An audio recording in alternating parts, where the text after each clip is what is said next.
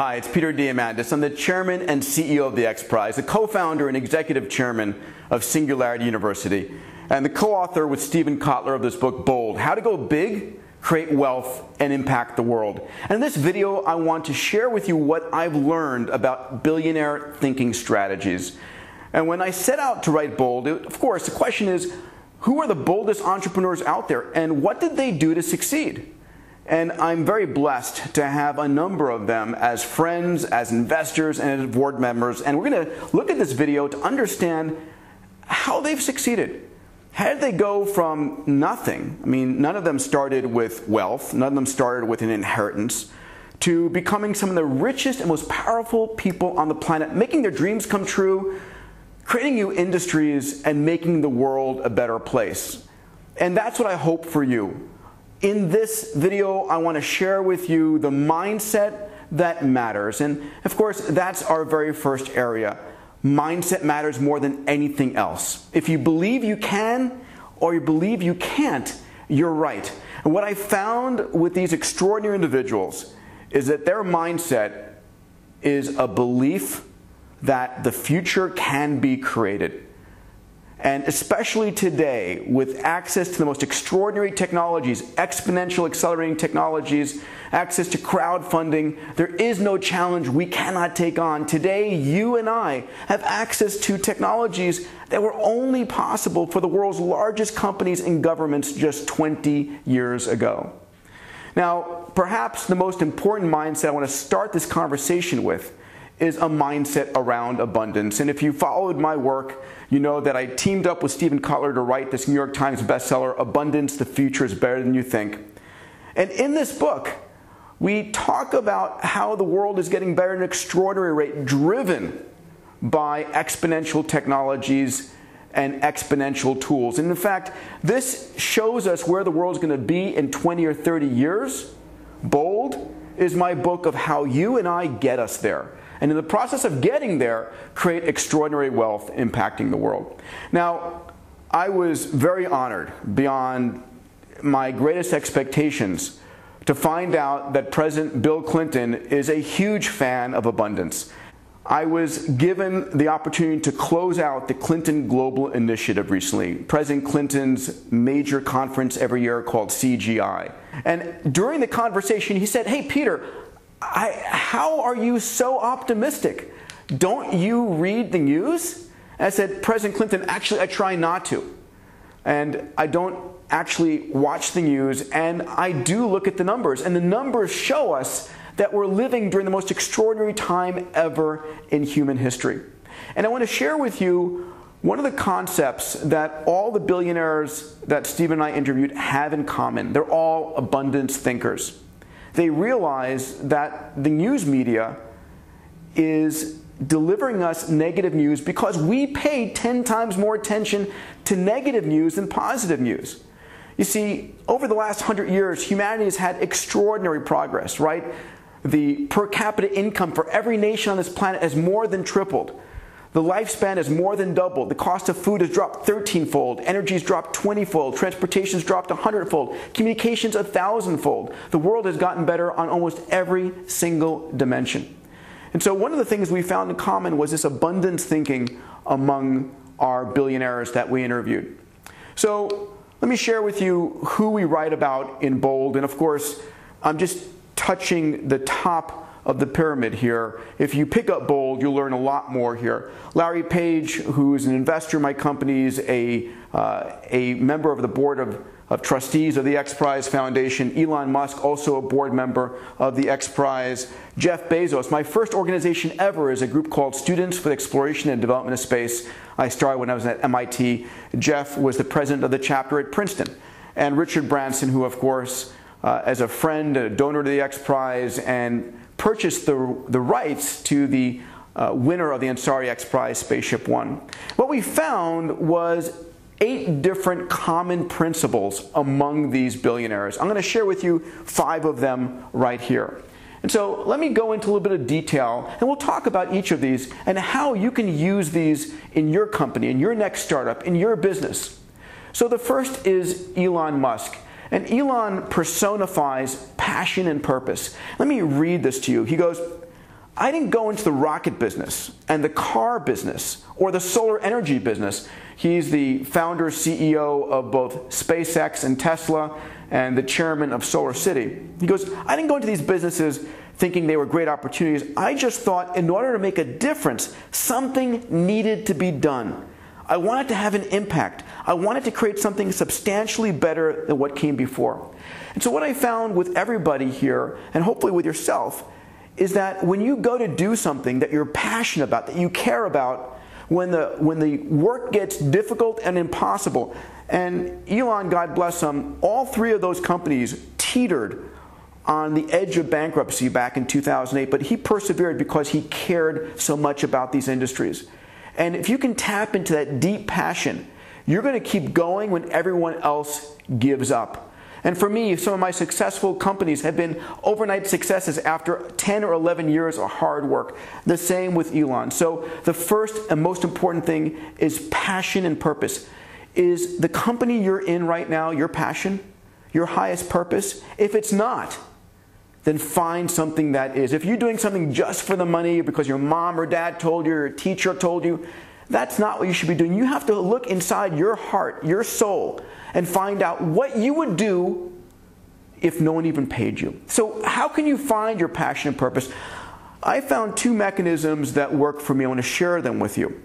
And on the bottom of this video, I'd love you to put in the comments line, what is your passion and purpose? What would you do? What's the most important thing in your life? So the two mechanisms I've used is, if I gave you $1 billion, how would you spend it to make the world better?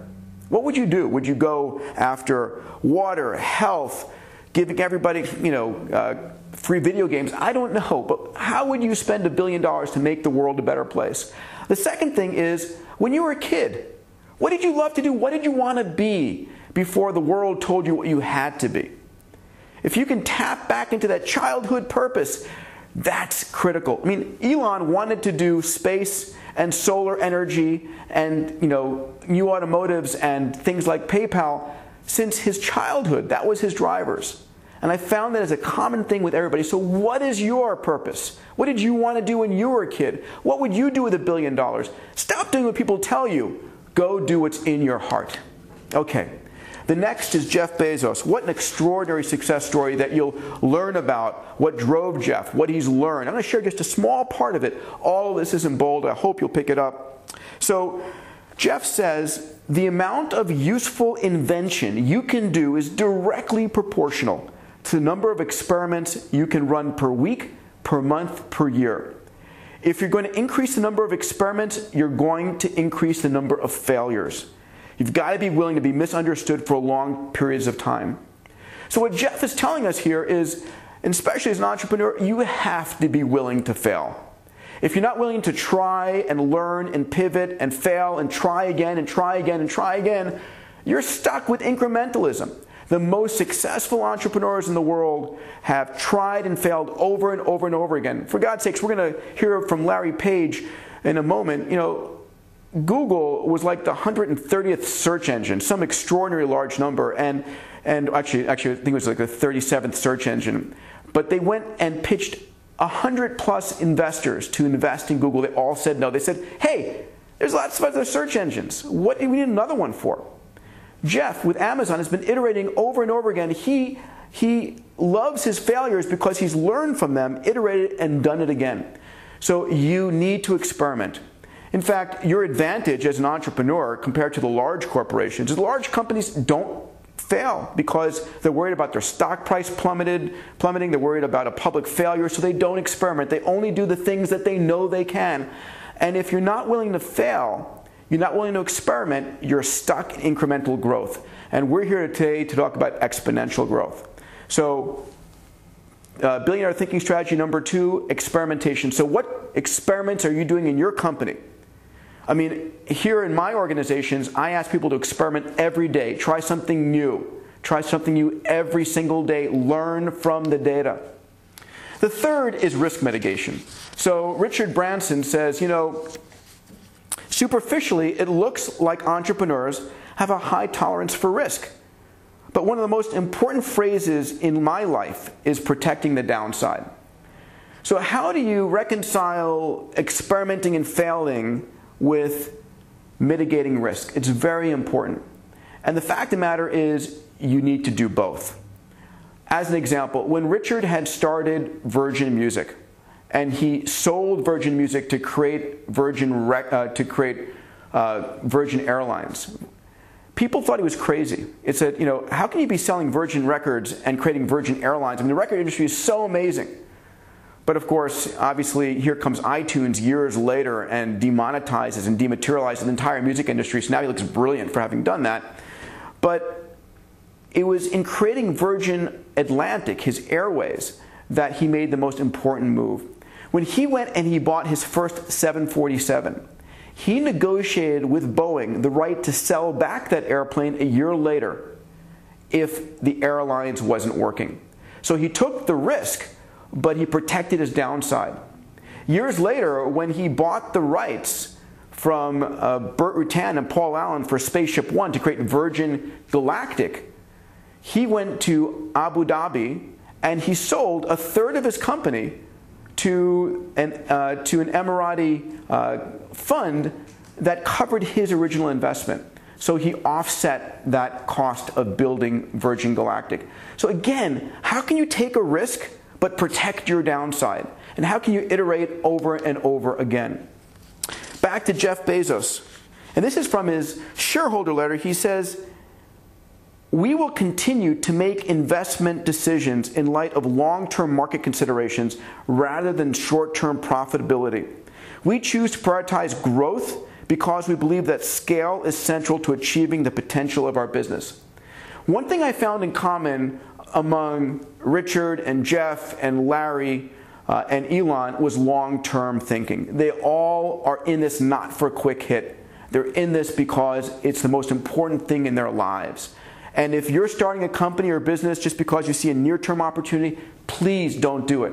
Go and look for a business that has long-term potential, that you believe in, that you're so excited about, that you want to be part of, that is your massively transformative purpose, and go and do that. Next is my good friend and board member, Larry Page. Larry says, "I'm tremendously optimistic.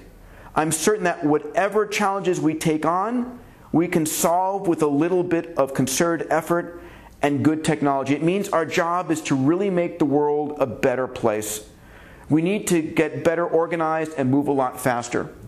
And it really is true that we're living in an extraordinary world. And if you can be optimistic, if you can see the abundance, then you're going to take risks, you're going to take steps that no one else will because they're fearful. So when I look at this, I look at a scarcity mindset and an abundance mindset. Let me just talk about this. In scarcity, you're driven out of duty. You're doing something because your mother told you, your father told you, your teacher told you, your boss told you. In abundance, you're passion driven. You're doing it because it's in your heart. Which do you think is going to allow you to be more brilliant, to take more risk, to be able to do more with your life?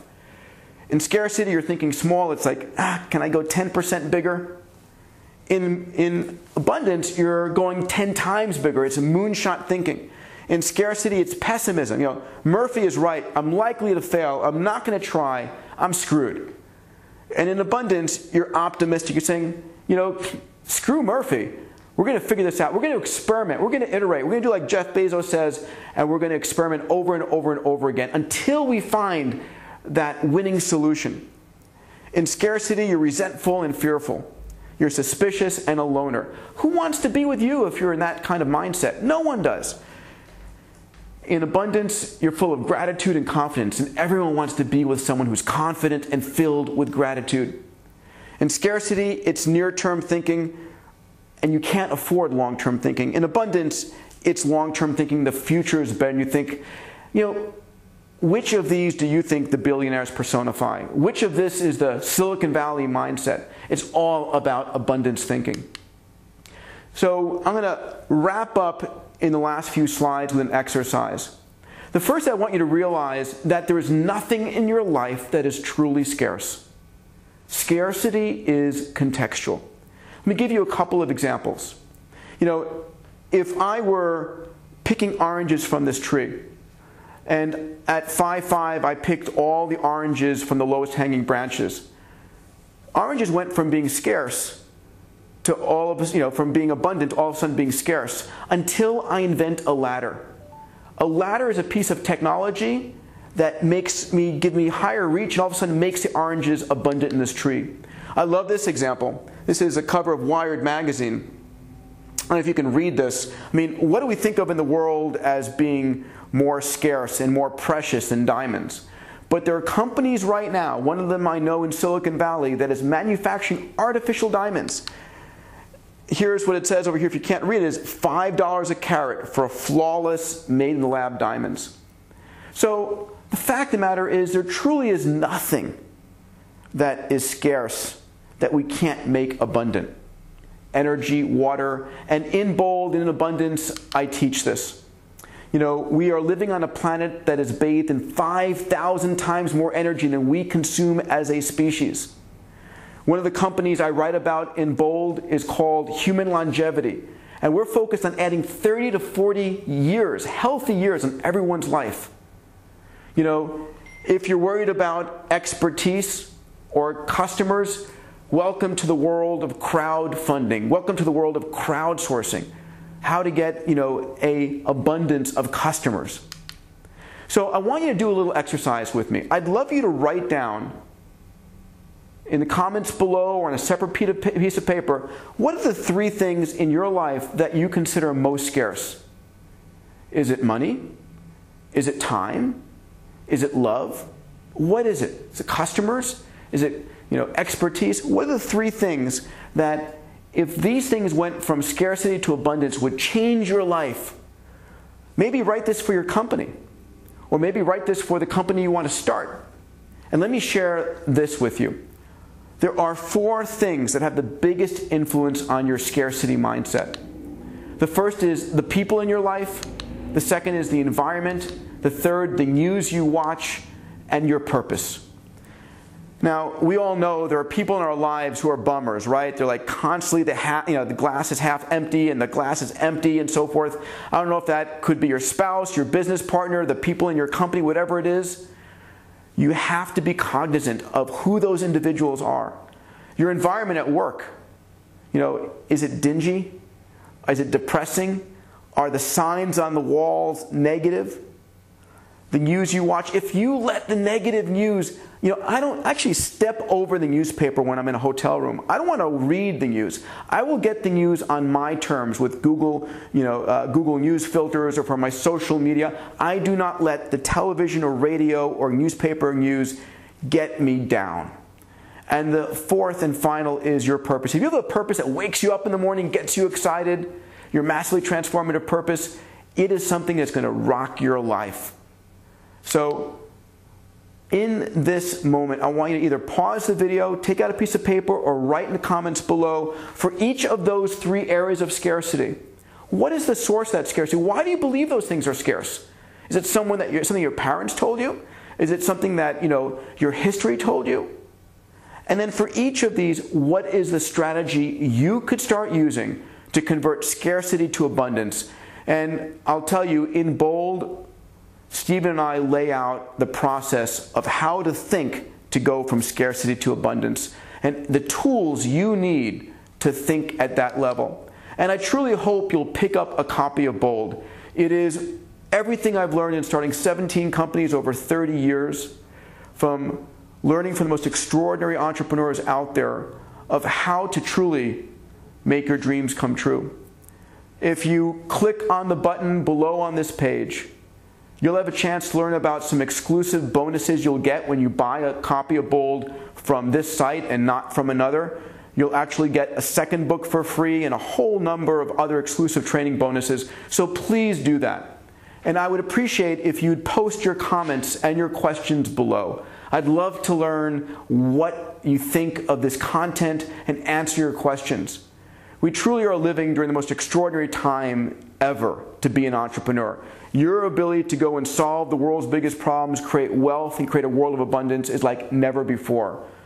My passion and hope for you is that you'll go out there and truly be bold.